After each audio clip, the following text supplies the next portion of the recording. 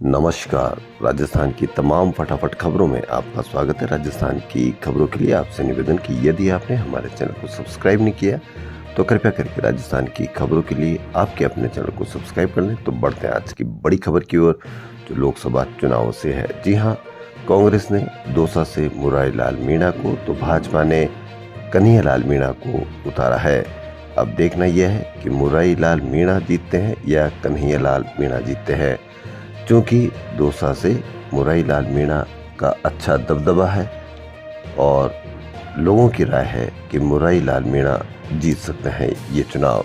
वहीं शिव से निर्दलीय विधायक रविंद्र सिंह भाटी भाजपा और कांग्रेस को चुनौती दे सकते हैं। उन्होंने अपने समर्थकों के साथ एक बैठक में मंगलवार को बाड़मेर जैसलमेर सीट में 4 अप्रैल को निर्दलीय नामांकन की घोषणा कर दी। भाजपा उन्हें बैठाने में कामयाब नहीं हो पाती है तो यहाँ मुकाबला त्रिकोणीय हो जाएगा और फायदा कांग्रेस को हो सकता है। शराब नीति घोटाले से जुड़े मनी लॉन्ड्रिंग मामले में सीएम अरविंद केजरीवाल की गिरफ्तारी के विरोध में आम आदमी पार्टी ने मंगलवार को प्रधानमंत्री आवास घेरने की कोशिश की। हालांकि आप कार्यकर्ताओं को पुलिस ने पहले ही रोक लिया। केजरीवाल ने गिरफ्तारी को हाईकोर्ट में चुनौती दी। इस पर बुधवार यानी आज सुनवाई होगी। हाईकोर्ट में ही जनहित अर्जी भी लगी है।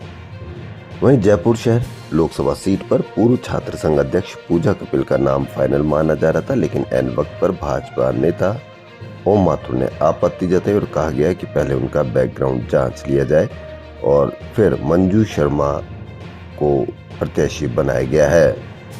वहीं लोकसभा सीट की कांग्रेस से टिकट बदलकर पूर्व मंत्री प्रताप सिंह खाचरियावास को मैदान में उतारा है। इस बार मार्च में बीते सालों की तुलना में कम गर्मी पड़ी। इसका कारण है शुरुआत में ही पश्चिमी विक्षोभ के प्रभाव से जमकर ओले बारिश का दौर चला।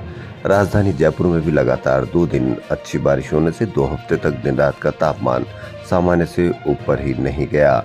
इसके बाद 2 कमजोर पश्चिमी विक्षोभ ने तापमान को चढ़ने नहीं दिया। जयपुर जिले में 8वीं बोर्ड परीक्षा 28 मार्च से शुरू होगी, यानी यह परीक्षा कल से शुरू होने जा रही है। जयपुर जिले में तैयारियां पूरी कर ली गई है। जिले के सभी 26 ब्लॉकों के सीबीईओ कार्यालय को पेपर वितरित भी हो चुके हैं। जयपुर में इस परीक्षा 1,16,893 विद्यार्थी शामिल होंगे। वहीं कर्मचारी भविष्य निधि संगठन यानी ईपीएफ में इंस्पेक्शन रिपोर्ट बनाने के लिए 1.5 लाख रुपए रिश्वत लेने वाले प्रवर्तन अधिकारी को एसीबी ने रंगे हाथों गिरफ्तार किया है। आरोपी दीपक बड़जात्या के मानसरोवर आवास से 9 लाख रुपए भी मिले हैं। बजरी खनन करने वाले कितने ताकतवर हैं, इसकी एक बयानगी। झालावाड़ के भवानी मंडी में झगड़े के बाद 2 सगे भाइयों सहित 5 लोगों को डंपर से कुचल दिया गया। पगरिया थाना क्षेत्र के विनायका फंटे गांव में होली से एक दिन पहले देर रात 2 पक्षों में बजरी खनन को लेकर झगड़ा हुआ। इस झगड़े का अंत ये हुआ कि डंपर से 5 युवकों को कुचलकर मार डाला, जिसमें 2 सगे भाई भी थे। छत्तीसगढ़ के पूर्व मुख्यमंत्री भूपेश बघेल ने सभी कांग्रेस कार्यकर्ताओं से लोकसभा चुनाव के लिए नामांकन दाखिल करने को कहा है। उन्होंने कहा कि अगर एक सीट से 384 से अधिक प्रत्याशी हुए तो वहां चुनाव ईवीएम की जगह मतपत्र या बैलेट पेपर से होगा। ऐसे में कांग्रेस की जीत निश्चित है। बघेल ने दावा किया कि चुनाव आयोग की वेबसाइट पर साफ उल्लेख है कि अगर एक सीट पर 374 या 384 प्रत्याशी चुनाव मैदान में हो तो उस सीट पर चुनाव बैलेट पेपर से कराए जाएंगे। बघेल ने कहा कि हर सीट से 384 से ज्यादा कार्यकर्ताओं का नामांकन दाखिल कराने का प्रस्ताव आया है, इसे आगे भेजा जाएगा। वहीं आईपीएल के दूसरे फेज में भी जयपुर को 2 मैचों के आयोजन की जिम्मेदारी दी गई है। यहाँ एसएमएस स्टेडियम में 10 और 22 अप्रैल को मैच खेले जाएंगे। 10 अप्रैल को राजस्थान गुजरात और 22 अप्रैल को राजस्थान और मुंबई में मुकाबला होगा।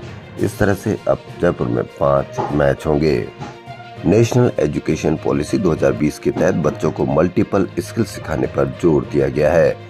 इसको ध्यान में रखते हुए दिसंबर में होने वाले जयपुर हिस्ट्री फेस्टिवल की theme financial literacy through folk art रखी गई है। इसका पहला ओरिएंटेशन प्रोग्राम आज द पैलेस स्कूल में आयोजित किया जाएगा। इसमें जयपुर के लगभग 30 स्कूलों की टीचर्स शामिल होगी।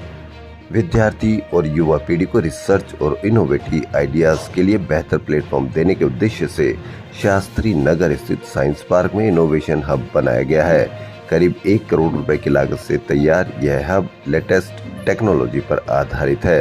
ये पिछली सरकार के कार्यकाल में बनकर तैयार हो गया था, लेकिन आम जनता के लिए अब खोला गया है। होलिका दहन के दूसरे दिन ही धुलंडी से ही गणगौर पूजा शुरू हो गई।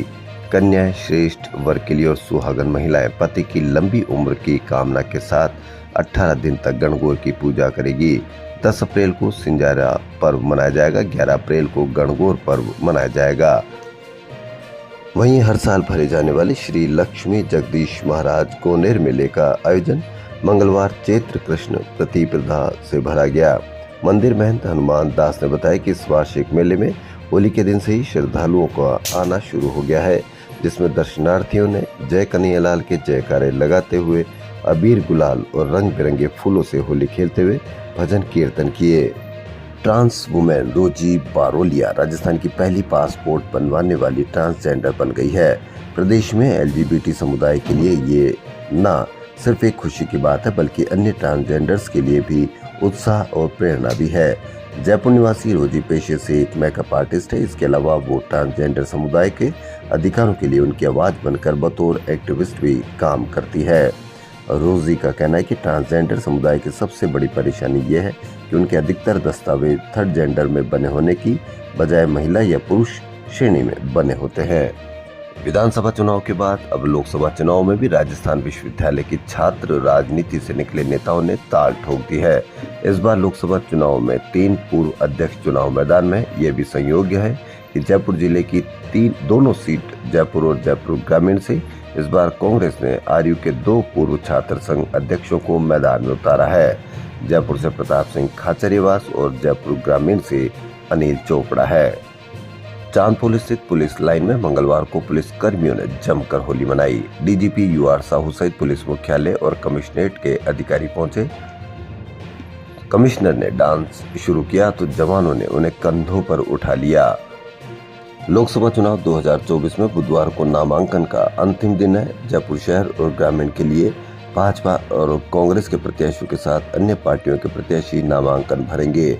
अब तक जयपुर शहर लोकसभा निर्वाचन क्षेत्र में 10 प्रत्याशियों ने 11 नामांकन और जयपुर ग्रामीण से 5 उम्मीदवारों ने 5 नामांकन पत्र भरे हैं। पूर्व कांग्रेस सरकार में चिकित्सा व्यवस्था बराबर थी, लेकिन अब चिकित्सा और स्वास्थ्य विभाग ने लगातार निरीक्षण के बावजूद राजकीय चिकित्सा संस्थानों में दवाओं की अनुपलब्धता होने पर प्रदेश के 22 चिकित्सा संस्थानों के प्रभारियों को कारण बताओ नोटिस जारी किया है। अब तक 9,450 अस्पतालों का निरीक्षण किया जा चुका है। इंडिया गठबंधन प्रत्याशी अमरा राम ने मंगलवार को नामांकन भरा। इस दौरान उनके साथ कांग्रेस प्रदेश अध्यक्ष गोविंद सिंह डोटासरा भी मौजूद रहे।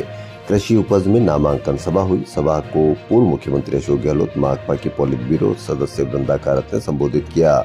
सभा में कांग्रेस विधायक भी मौजूद रहे। पूर्व सीएम अशोक गहलोत ने कहा कि देश के हालात गंभीर हैं, लोकतंत्र खतरे में है, संविधान की धज्जियां उड़ रही है। ईडी, सीबीआई, इनकम टैक्स देश चल रहा है। विरोध की आवाज को कुचलने का प्रयास हो रहा है। दुख इस चीज का है कि देश का भविष्य दांव पर है। गहलोत ने कहा कि मोदी 2024 का चुनाव जीतकर आए तो पता नहीं 2029 में चुनाव होंगे या नहीं।